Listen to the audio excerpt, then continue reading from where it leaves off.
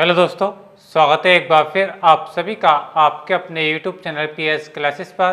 तो दोस्तों, आज के इस वीडियो लेक्चर में हम पढ़ेंगे वैद्युत द्विध्रुव की अक्षीय या अनुदैर्ध्य स्थिति में वैद्युत क्षेत्र की तीव्रता का व्यंजक।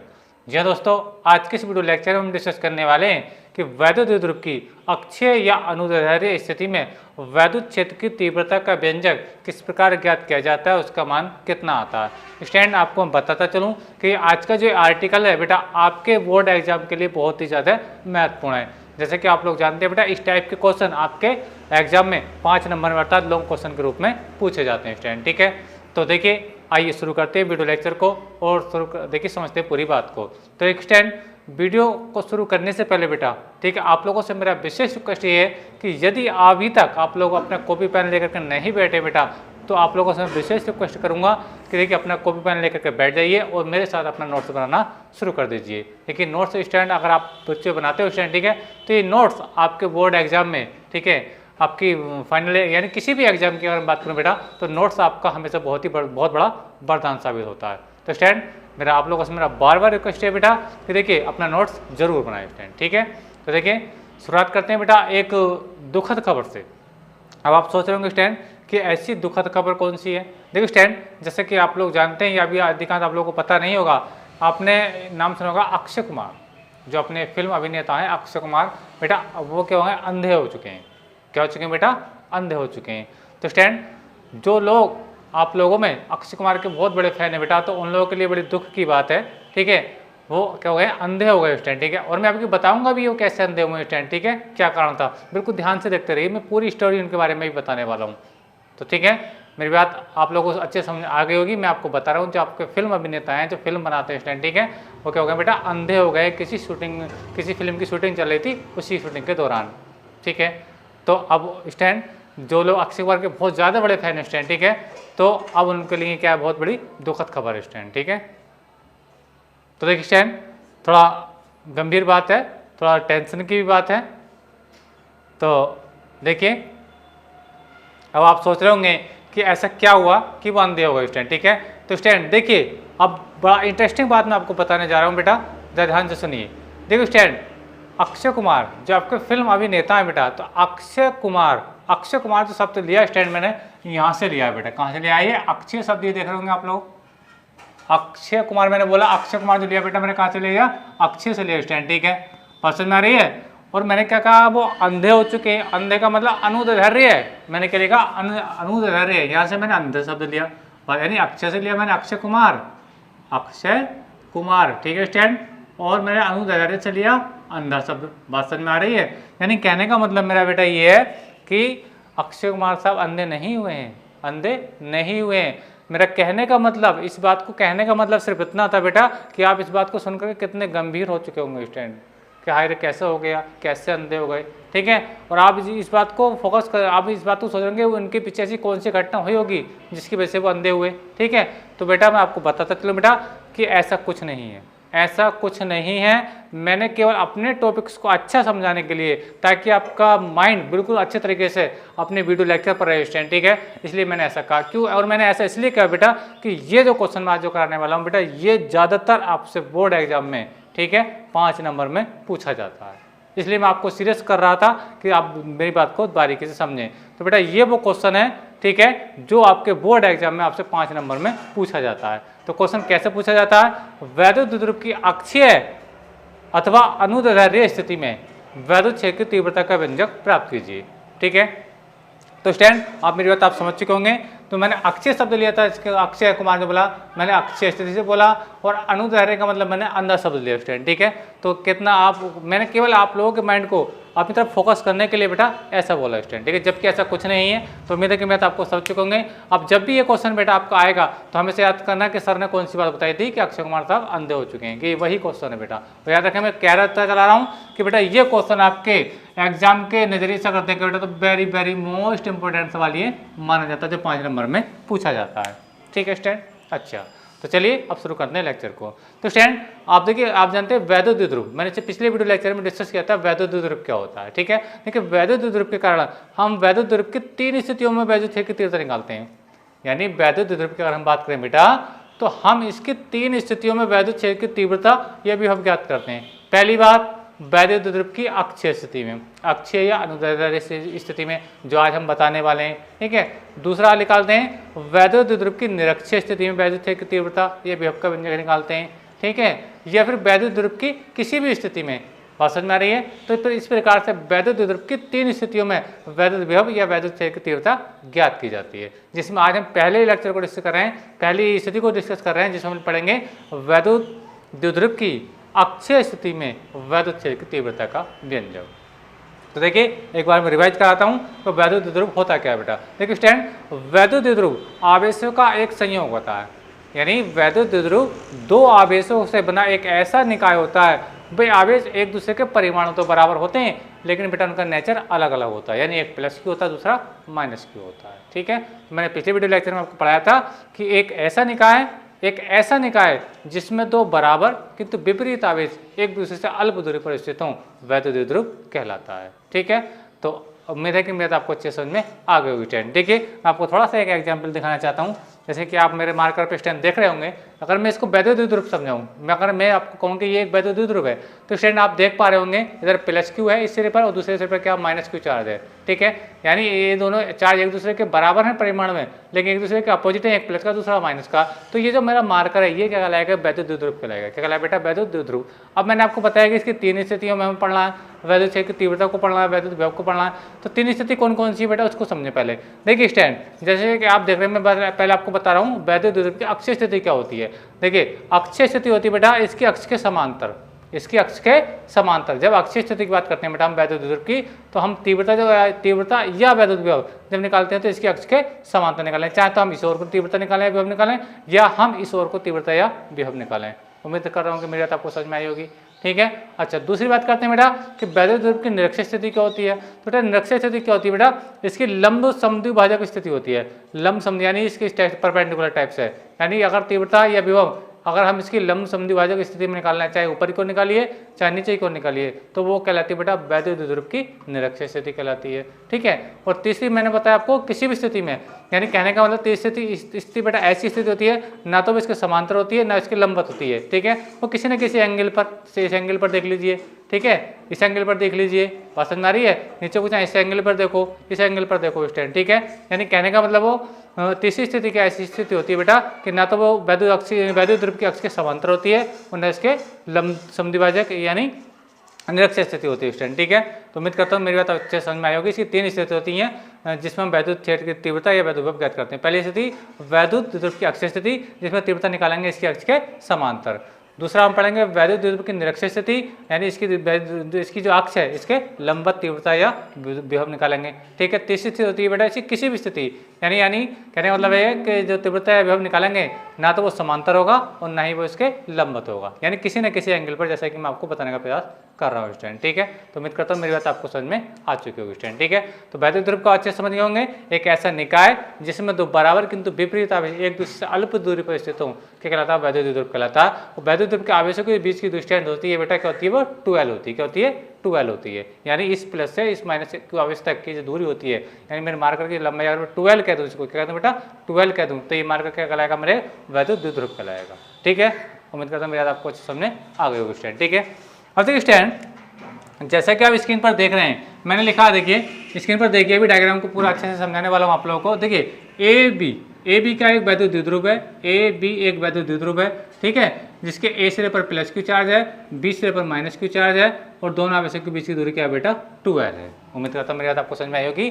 देखिए ए बी एक वैद्युत द्विध्रुव है जिसके ए सिरे पर प्लस क्यू आवेश, बी सिरे पर माइनस क्यू आवेश और दोनों आवेशों के बीच की दूरी 2L है, ठीक है स्टैंड। अच्छा अब हमें करना क्या है, वैद्युत द्विध्रुव की अक्षीय स्थिति में, कौन सी स्थिति बेटा, अक्षीय या अनुदैर्ध्य, बात समझे, या तो सब लेकर के आ जाएगा अक्षीय स्थिति या फिर लेकर आएगा अनुदैर्ध्य स्थिति, तो दोनों का मीनिंग एक ही बात से होगा, ठीक है।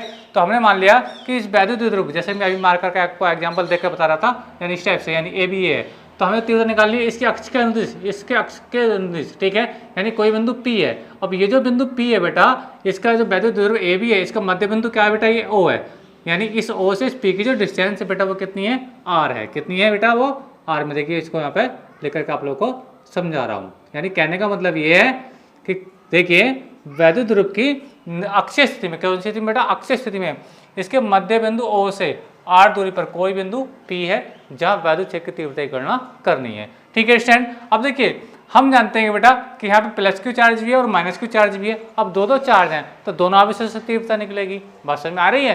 यानी कहने का मतलब ये है कि जब मैं प्लस क्यू आवेश से बिंदु P पर तीव्रता निकालूंगा तो मुझे प्लस क्यू से बिंदु P की दूरी चाहिए, अर्थात मुझे ये पता होना चाहिए कि A से लेकर के P तक कितनी डिस्टेंस है स्टैंड। ठीक है, तो देखिए इसको मैं आपको समझा रहा हूँ।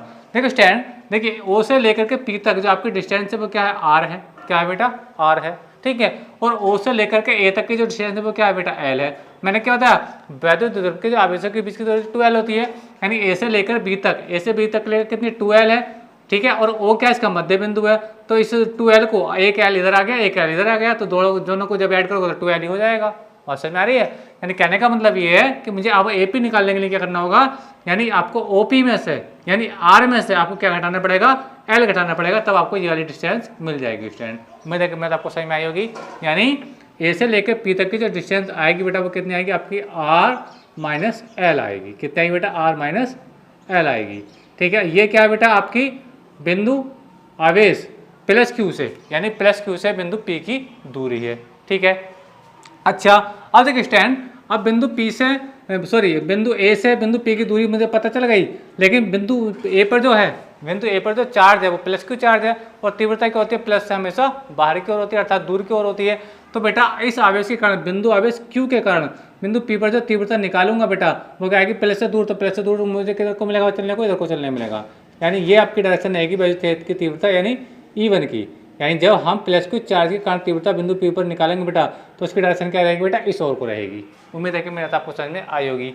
ठीक है, अच्छा अब बात करते हैं बेटा कि अब हम माइनस Q से भी तीव्रता निकालेंगे बिंदु P पर। बात समझ में आ रही है? तो मुझे ये पता होना चाहिए कि बिंदु P से बिंदु Q से, ठीक है, यानी बिंदु आवेश जो आपका माइनस की Q है, माइनस Q आवेश से बिंदु P की दूरी आपको पता होनी चाहिए। देखिए बहुत आसानी से निकालना, आपको पता है O से लेकर के P तक आपकी कितनी R है।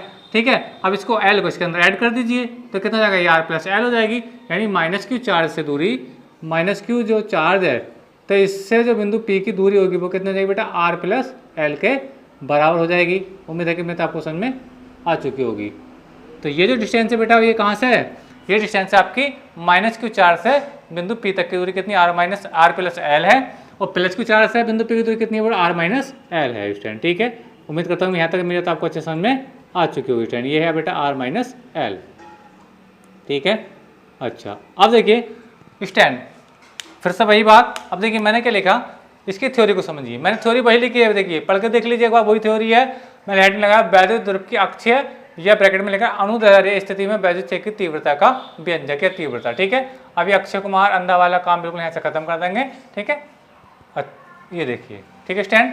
अच्छा तो मैं लिखा, माना ए भी एक वैद्युत द्विध्रुव है, जैसा कि आपको बता रहा था, जिसके ए सिरे पर प्लस Q आवेश, ठीक है, जिसके ए सिरे पर प्लस Q आवेश, ठीक है, तथा बी सिरे पर माइनस Q आवेश स्थित है, और दोनों आवेशों के बीच की दूरी कितनी है बेटा, 2L है। कितनी बेटा, 2L है। ठीक है, अच्छा नई लाइन से देखिए, माना वैद्युत द्रव्य की अक्षीय स्थिति में, वैद्युत द्रव्य की यहाँ पे एक शब्द आएगा बेटा अक्षीय, लिख लेना यहाँ पे, अक्षीय स्थिति में। कौन सी स्थिति बेटा, अक्षीय स्थिति में इसके मध्य बिंदु O से R दूरी पर, अक्षय यानी O से R दूरी पर कोई बिंदु क्या बेटा, एक बिंदु P है जहाँ वैद्युत क्षेत्र की तीव्रता की गणना करनी है स्टूडेंट। ठीक है, अब मैंने क्या लिखा, प्लस Q आवेश के कारण बिंदु P पर तीव्रता, प्लस Q आवेश के कारण बिंदु P पर तीव्रता। देखिए अब मैं निकाल रहा हूँ प्लस Q आवेश के कारण बिंदु P पर तीव्रता। कैसे निकालेंगे, देखिए सूत्र क्या होता है, E=1/4πε0 K Q/R² होता है। देखिए मैं आपको बताता चलूँ, देखिए जब हमारे पास कोई बिंदु आवेश होता है, मान लीजिए प्लस Q बिंदु आवेश है स्टूडेंट। ठीक है, अब हम इससे R दूरी पर, कितनी दूरी पर बेटा, R दूरी पर, ध्यान से समझे, देखिए मार्कर थोड़ा ये देखिए, मान लीजिए अब मेरे पास ये प्लस Q चार्ज है बेटा, और ये इस प्लस Q चार्ज से मुझे R दूरी पर यहाँ पे कोई बिंदु P है। यहाँ पे जब मैं तीव्रता निकालूंगा बेटा, तो तीव्रता का जो फार्मूला आएगा यहाँ पर बेटा, यहाँ पर बता रहा हूँ, तो यहाँ पे जो E का मान आएगा, मैं देखिए बता रहा हूँ आपको, ये मान आएगा 1/4πε0 और Q/R² के बराबर होता है। अगर किसी परावर्तन की बात करें तो यहाँ पे हम K शब्द यूज कर देते हैं। बात समझ में आ रही है? यानी क्या होता है, E=1/4πε0 Q/R², जहाँ R क्या है, इस प्लस Q चार्ज से बिंदु P की दूरी है। इसी प्रकार आपके प्लस Q चार्ज से बिंदु P की दूरी कितनी, R माइनस L है। ठीक है, तो फार्मूला तो बिल्कुल ये तो कांस्टेंट वैल्यू बेटा आपकी ऐसी रहेगी, 1/4πε0 K क्यू, ठीक है। क्यू कौन सा, प्लस क्यू, हम यहाँ पे चिन्ह का यूज नहीं करते हैं, ठीक है।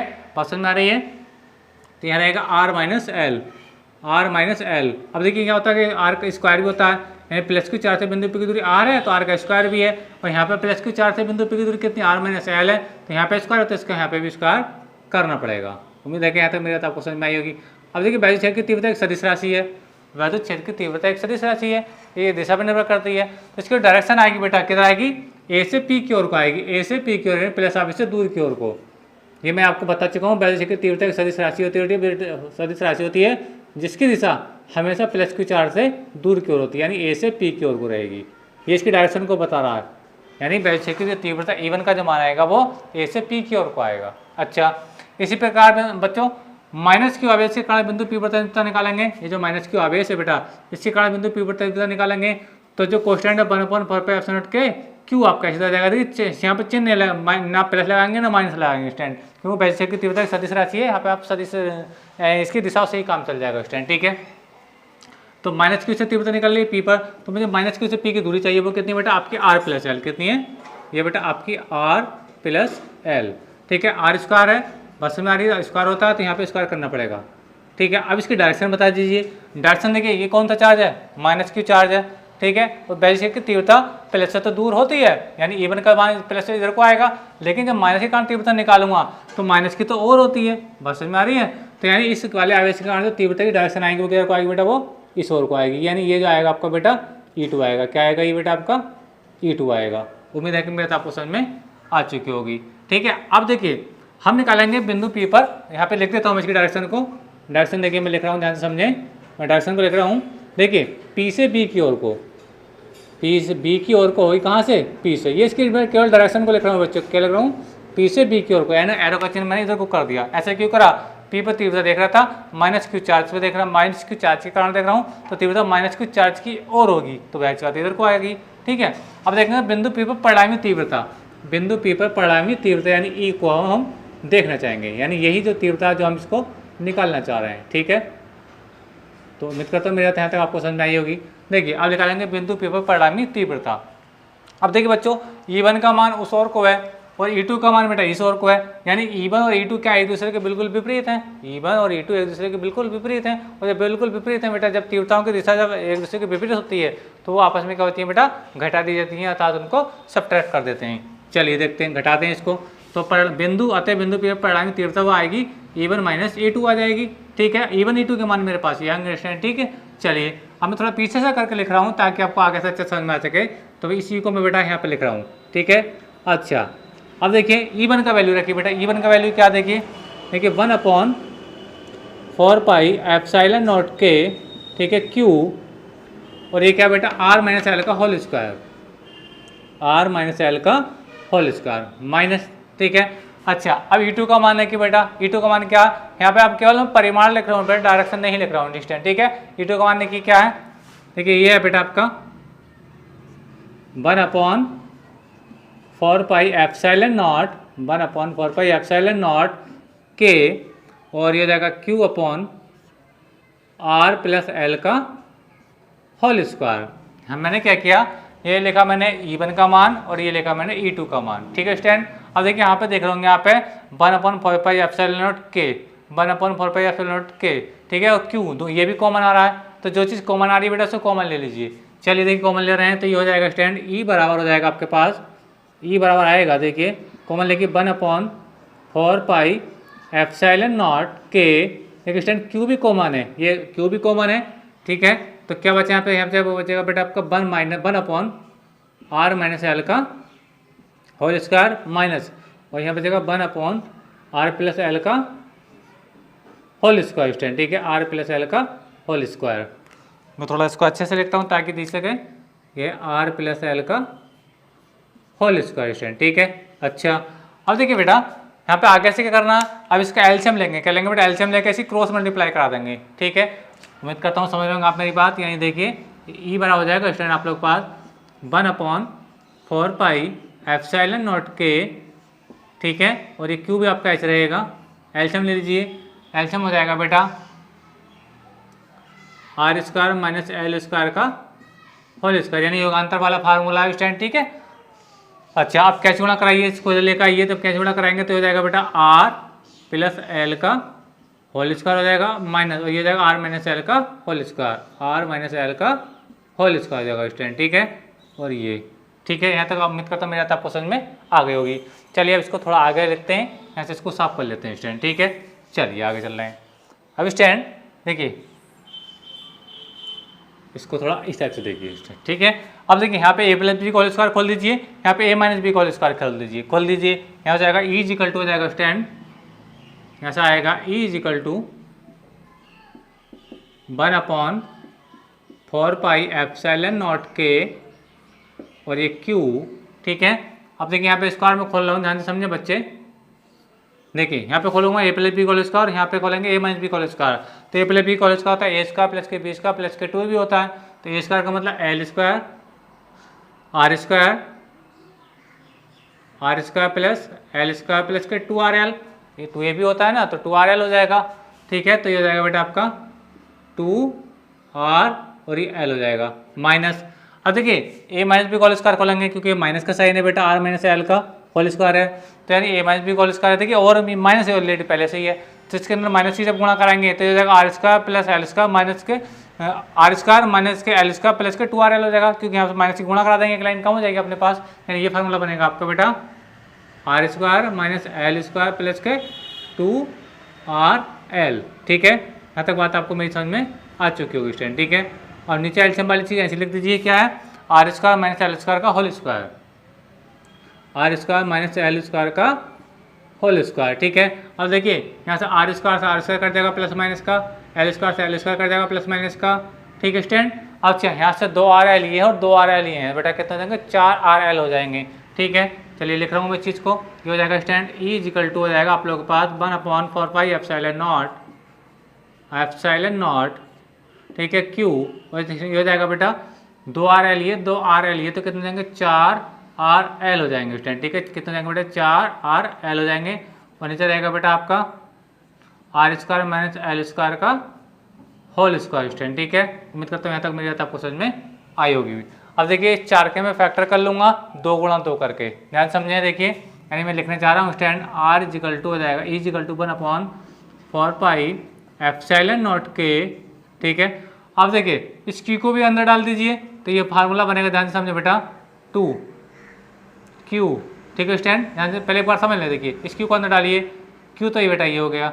अब ये जो 4 है, 4 को लिखूँ 2 गुणा 2, ठीक है। तो 2 गुणा 2 करके मैं इसको 2 और इस 2 के साथ मैंने एल को लिख दिया, ठीक है स्टैंड। आपको समझाता चलूँ, और ये हो जाएगा आपका are square minus L square का होल स्क्वायर हो जाएगा, और ये जो आपका 2R बचा हुआ है, तो 2R बेटा आपका ये आ गया। ध्यान से समझो एक बार, देखिए क्या था क्यू था, क्यू बिल्कुल सेम है, 2 गुणा 2, 2 दूनी 4 देगा अभी भी है, 2 दूनी कितना हो जाएगा 4 हो जाएगा अभी भी है, और आर और एल, तो इस एल को मैंने लिखा इस 2 के साथ, एक आर को लिखा मैंने उसके साथ।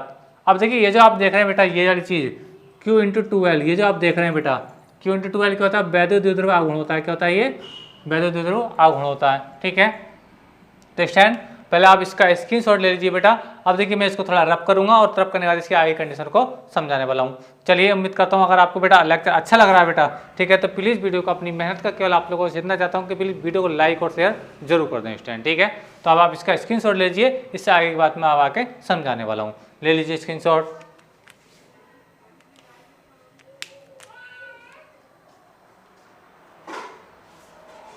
चलिए अब मैं देखिए इसको साफ कर रहा हूँ स्टैंड, उम्मीद करता हूँ कि आप इसका स्क्रीनशॉट ले चुके होंगे। चलिए यहाँ से इसको साफ कर देते हैं, फिर इसके आगे की बात को समझते हैं। देखिए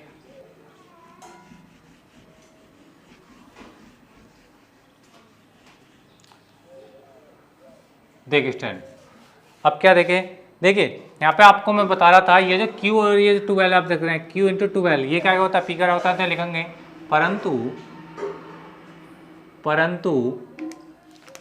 परंतु ये हो जाएगा स्टैंड Q इंटू 2L बराबर क्या हो जाएगा P, इलेक्ट्रिक डाइपोल मोमेंट क्या हो जाएगा, वैद्युत द्विध्रुव आघूर्ण। बात समझ में आ रही है, यानी आवेश और दोनों आवेशों के बीच की दूरी का गुणनफल क्या कहलाता है, वैद्युत द्विध्रुव आघूर्ण कहलाता है। ये मैं आपको पहले ही पढ़ा चुका हूँ, ठीक है। P क्या हो जाएगा, वैद्युत द्विध्रुव आघूर्ण, शॉर्ट में लिख देता हूँ स्टैंड, ठीक है। अच्छा तो फार्मूला क्या बनेगा, E इक्वल टू हो जाएगा, तब ये आपका E इक्वल टू हो जाएगा बच्चों 1/4 4 पाई एप्सिलॉन नॉट के, ठीक है।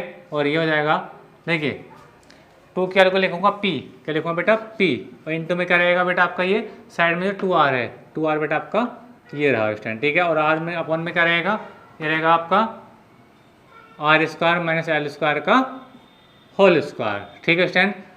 ये 2L नहीं है 2R है स्टैंड, ठीक है। कितने बेटा, ये 2R है, ठीक है। अब बात ये बेटा कि मुझे जो तीव्रता निकालनी है, मुझे जो तीव्रता निकालनी है इसके मध्यबिंदु O से R दूरी पर तीव्रता निकालनी है, ठीक है। लेकिन यहाँ पे जो फार्मूले में आ रहा है आपका R स्क्वायर भी आ रहा है और L स्क्वायर भी आ रहा है। अब कंडीशन ये है मेरा कि मुझे L को छोड़ना चाहिए यहाँ से कि R को छोड़ना चाहिए, बात समझ में आ रही है। इसको कैसे समझें, देखिए स्टैंड यहाँ पे जरा ध्यान से समझें, देखिए यहाँ पे L स्क्वायर भी R स्क्वायर भी आ रहा है और L स्क्वायर भी आ रहा है। तो देखिए स्टैंड बात को समझें, देखिए स्टैंड ये होता ये है, देखिए R कहाँ से O से लेकर के P तक R है, बात समझ में आ रही है। यानी O से वैद्युत ध्रुव का जो मध्यबिंदु O है, O से P तक क्या है बेटा आपका R है, यानी ये डिस्टेंस है। और O से लेकर A तक ये क्या बेटा L है। देखिए L बहुत छोटा है और R बहुत बड़ा है, बात समझ में आ रही है। L बहुत छोटा है बच्चों और R बहुत बड़ा है, ठीक है। तो फिजिक्स का बेटा ये रूल है कि देखिए जब दो राशियां, एक राशि बहुत बड़ी होती है दूसरी राशि बहुत छोटी होती है, तो बड़ी राशि की तुलना में छोटी राशि को छोड़ देते हैं, बात समझ में आ रही है। बड़ी राशि की तुलना में छोटी राशि को हम क्या करते हैं बेटा, नेगलेक्ट कर देते हैं अर्थात छोड़ देते हैं। एक बात तो यहाँ समझ सकते हैं। देखिए अब देखिए अगर मैं एक बार और समझाना चाहूँ इस चीज़ को, तो यहाँ पे क्या हो रहा है कि R स्क्वायर है और यहाँ पे L स्क्वायर है, तो बड़ी राशि की गुणा जब बड़ी राशि से करते हैं तो उसका मान और बड़ा हो जाता है। लेकिन बेटा छोटी राशि की गुणा जब छोटी राशि से करते हैं तो उसका मान और भी छोटा हो जाता है। एग्जाम्पल समझे, देखिए क्या कह रहा हूँ मैं आप लोगों को, मैं कह रहा हूँ बेटा देखिए मान लीजिए आपके पास 0.2 है, ठीक है, और एक आपके पास क्या 2 है। देखिए जब मैं इसका स्क्वायर करूँगा, ये छोटी राशि है यानी ये 20 पैसे हैं और ये 2 रुपये हैं, तो जब मैं इसका गुणा करूँगा यानी स्क्वायर करूँगा तो जब गुणा जो आएगी इसकी बेटा आएगी 0.04 आएगी, यानी आपने 20 पैसे की गुणा, ठीक है। चलो मैं इसको अच्छे से और क्लियर कर देता हूँ, 0.2 मल्टीप्लाई 0.2, ठीक है। तो इसका जो फाइनली आंसर आएगा 0.04 आएगा बेटा, कितना आएगा 0.04 आएगा। यानी कहने का मतलब ये है कि 20 पैसे की गुणा मैंने 20 पैसे से करी तो उसका मान और घट गया, यानी 0.4 यानी 4 पैसे आ गया। यानी 20 पैसे की गुणा मैंने जब 20 पैसे से करी बेटा तो कितना मान आएगा उसका 4 पैसे आ गया, यानी मान और भी ज़्यादा घट गया।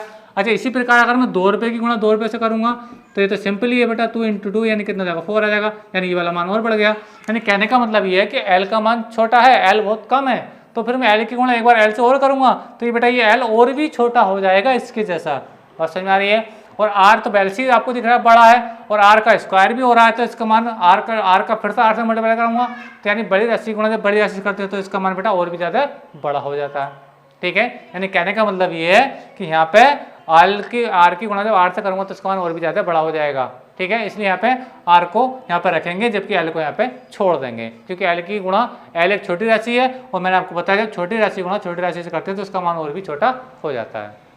दो बातें आपको मैंने बताई, ठीक है। यानी एक बात आपको मैंने बताई कि बड़ी राशि की तुलना में छोटी राशि को छोड़ देते हैं, दूसरी बात मैंने आपको बताई स्क्वायर के करने के हिसाब से कि छोटी राशि का स्क्वायर जब करते हैं तो बेटा उसका मान और भी छोटा होता है, बड़ी राशि का स्क्वायर करते हैं बड़ी राशि से तो बेटा उसका मान और भी ज़्यादा बड़ा हो जाता है, ठीक है। तो 2 केस मैंने आपको बता दिए। अब तीसरा बात और मैं आपको बता देता हूँ कि इसको क्यों छोड़ा जाता है, छोटी राशि क्यों छोड़ देते हैं फिजिक्स के अंदर। चलिए समझा रहा हूँ, इस चीज़ को ध्यान समझे स्टैंड। देखिए एक एग्जाम्पल है, जरा मज़ेदार ध्यान से सुने बच्चों।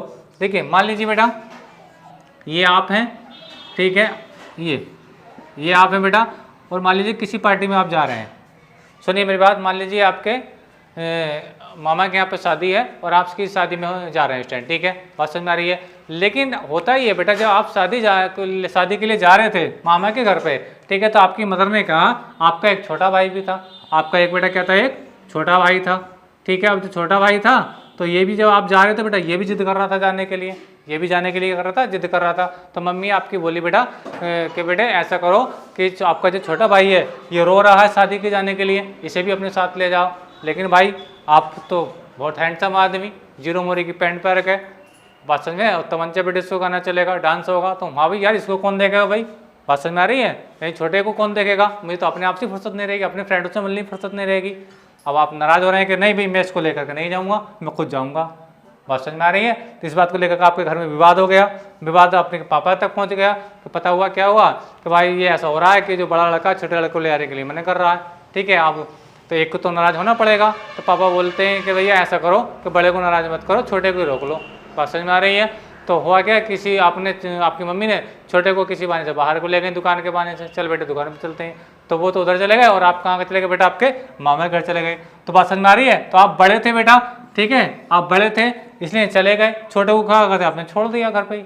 बात समझ में आ रही है। तो कहने का मतलब मेरा यही है कि बड़ी राशि की तुलना में बेटा हम फिजिक्स के अंदर छोटी राशि को छोड़ देते हैं, ठीक है। उम्मीद करता हूँ मेरा आपको समझ में आई होगी। चलिए अब मैं आपको समझा रहा हूँ कि यहाँ पे एल को छोड़ेंगे हम, बेटा किसको लिखेंगे, आर को लिखेंगे। चलिए देखते हैं, मैं लिख रहा हूँ चूंकि l is less than r, यानी एल छोटा है बहुत किससे, आर से, तब l square more less than r square. इसका मतलब ये हुआ कि एल छोटा है आर से, तब एल स्क्वायर और भी छोटा होगा आर स्क्वायर से, ठीक है। तो लिखूंगा अतः आर स्क्वायर की तुलना में एल स्क्वायर को नगण्य करने पर मतलब छोड़ने पर, छोड़ दीजिए यहाँ पे। जब इसको छोड़ेंगे तो ये आर स्क्वायर हो जाएगा और आर की पावर कितनी हो जाएगी, 4 हो जाएगी। चलिए देखिए बता रहा हूँ आप लोगों को, तो ये हो जाएगा स्टैंड ई इक्वल टू हो जाएगा 1/4 पाई एप्सिलॉन नॉट के, और ये हो जाएगा स्टैंड आपका जो है पी, और ये क्या बेटा 2r, ठीक है। अभी हो जाएगा बेटा एल को तो छोड़ेंगे हम, तो ये आर स्क्वायर हो जाएगा, यानी हो जाएगा आर की पावर का होल स्क्वायर, यानी पावर कितनी हो जाएगी, 4 हो जाएगी, 2 दूनी कितना हो जाएगा 4, तो थोड़ा एक लाइन यहाँ पे कम हो जाएगी। तो 4 को मैं कैसे लिख रहा हूँ ध्यान से समझें, यानी मैं लिख रहा हूँ आर की पावर 3 इंटू आर। बात समझ में आ रही है। चलिए आर में ऊपर जैसे ही बना देता हूँ, आर की पावर 3 इंटू आर, बात तो वही है, एक पावर ये है, 3 ये ऑलरेडी है आपके पास, तो कितनी पावर हो जाएगी, 4 ही पावर हो जाएगी। देखिए इस पावर से इस पावर को काट देंगे, यानी ये पावर इस पावर से कैंसिल हो जाएगी, तो ये बचेगा आपके पास बच्चों, ये आ जाएगा E equal to 1/4 pi epsilon not के, ठीक है। और हो जाएगा बेटा आपका 2p हो जाएगा, और ये हो जाएगा बेटा आपका r की पावर q हो जाएगा। क्या हो जाएगा बेटा, r की पावर q हो जाएगा। उम्मीद करता हूँ मेरा आपको समझ में आई होगी। ध्यान से समझे एक बार फिर से जो बोल रहा हूँ आप लोगों के लिए, ये ठीक है, ये अब देखिए, यानी वैद्युत द्रव्य की निरक्षीय स्थिति में वैद्युत की तीव्रता का जो मान होता है वो कितना होता है बेटा, E equal to 1/4 pi epsilon not के 2p अपॉन r की क्यूब होता है। अगर हम बात करें निर्वात या वायु के लिए, तो k का मान कितना हो जाएगा बेटा, 1 हो जाएगा। लिखना चाहो तो लिख सकते हो, निर्वात अथवा वायु के लिए क्या हो जाएगा बेटा, k इक्वल टू कितना हो जाएगा, 1 हो जाएगा। जब 1 लिखोगे तो k यहाँ से साइलेंट हो जाएगा, तो E equal to 1/4 pi epsilon not 2p upon r की क्यूब रह जाएगा, ठीक है। तो स्टूडेंट यही वो आर्टिकल था जो आपसे बोर्ड एग्जाम में 5 नंबर में ज़्यादातर पूछा जाता है। तो उम्मीद करता हूँ कि मेरी बताई गई बात आप लोगों को समझ में आई होगी, अर्थात आपको मेरा लेक्चर अच्छा लगा होगा। तो वीडियो आपको अच्छा लगा बच्चों, तो मेरा आप लोगों से विशेष रिक्वेस्ट ये है कि वीडियो को लाइक और शेयर अपने साथ के फ्रेंडों में जरूर करें, ठीक है। तो स्टूडेंट यदि आप भी 12th क्लास में हो और आप भी 12th क्लास फिजिक्स का A to Z सिलेबस इसी प्रकार नोट्स के माध्यम से पढ़ना चाहते हैं, तो आज ही हमारे चैनल PS क्लास को सब्सक्राइब जरूर करें बेटा। तो मिलेंगे अगले वीडियो में, तब तक के लिए धन्यवाद। वीडियो देखने के लिए आप लोग का बहुत बहुत धन्यवाद।